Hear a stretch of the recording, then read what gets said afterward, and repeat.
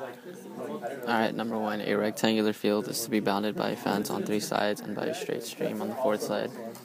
Find the dimensions of the field with the maximum area that can be enclosed with 1,000 feet of fence. So for step 1, I have f equals 2xy. And for number 2, I just plugged it in. A equals 1,000 feet of fence minus 2y.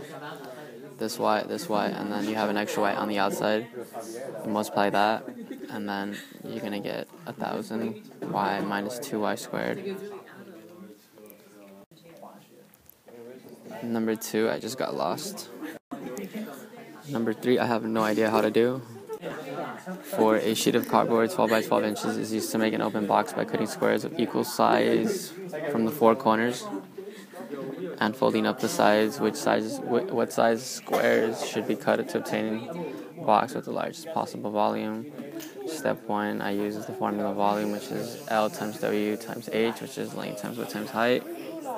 For step number 2, I got my length, which is 12 minus 2x, and then I multiply that by my width, which is 12 minus 2x also, and then by height, which is something h, and then I just simplified this whole problem, and I got 4x cubed minus 48x squared plus 148x.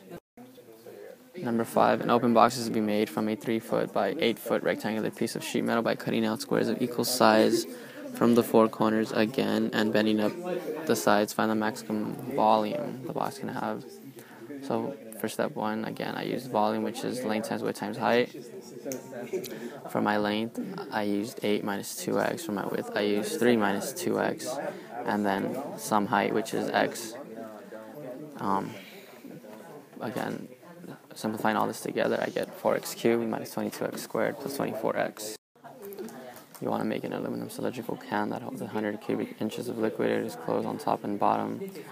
What is the least amount of aluminum surface needed to create such a can? Step number 1, I use a different formula, v pi squared plus circumference height. For step number 2, I used a equals pi r squared plus 2 pi r.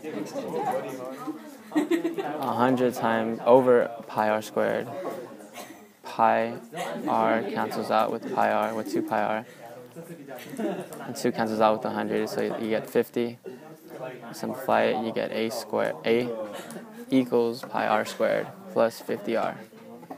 7 and 8, I had no time, sorry.